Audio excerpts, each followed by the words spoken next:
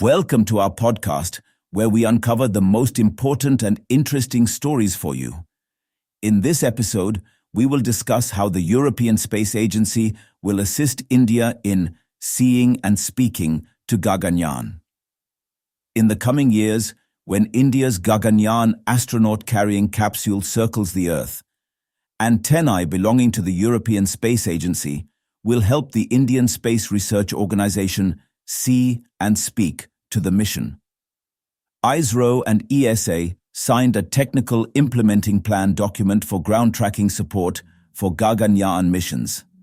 The TIP was signed by Dr. Anilkumar A.K., Director, ISTRAC, from ISRO, and Mr. Dietmar Pilz, Director of Technology, Engineering and Quality, and Director of ESTEC, Netherlands, from ESA.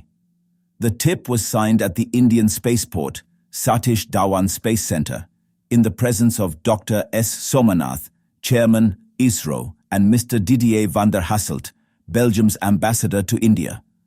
A satellite ground station is an Earth-based facility equipped with antennae, specialized hardware and software that help communicate with satellites in space. These stations serve as the bridge between space assets and Earth, enabling the exchange of data, commands, and signals. Satellites and ground stations communicate via radio waves, which require a clear line of sight. Due to Earth's curvature, a ground station can maintain contact with a satellite only while the satellite is above the station's field of view.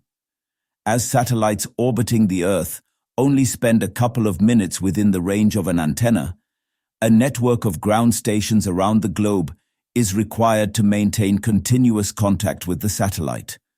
Therefore, as India's Gaganyaan astronaut-carrying capsule circles the Earth, multiple ground stations around the world will help Indian ground controllers stay in touch with the crew, monitor the spacecraft and its technical parameters, and carry out many crucial functions. Establishing multiple ground stations around the world is a very expensive and time-consuming effort, which is why space agencies collaborate and share their tracking resources.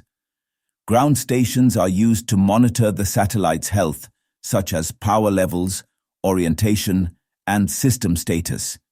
This process is known as telemetry.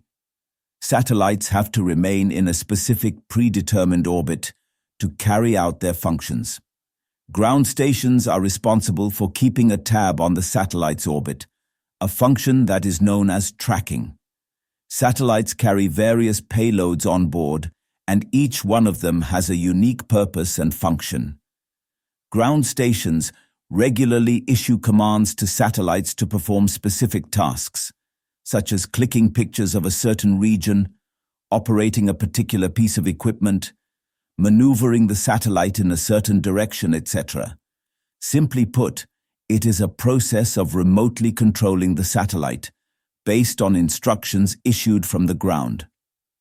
ISRO Telemetry, Tracking and Command Network in the city of Bengaluru, handles the major responsibility of providing tracking support for all the satellite and launch vehicle missions of ISRO.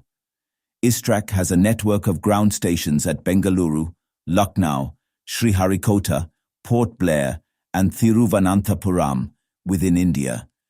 Brunei, Biak, Indonesia, and Mauritius are the friendly foreign nations where ISTRAC operates its overseas facilities. However, when a spacecraft like Chandrayaan-3 circles the Earth and travels farther, it is imperative to have a global network of stations that can offer tracking support.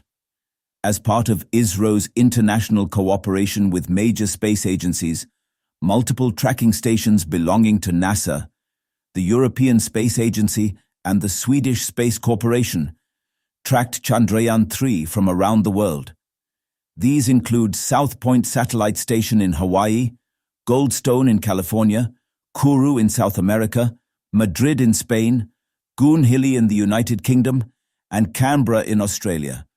The constant tracking from Indian and foreign stations ensured that India's Chandrayaan-3 spacecraft was visible to one or more stations at a time and could be monitored and safely steered towards the moon.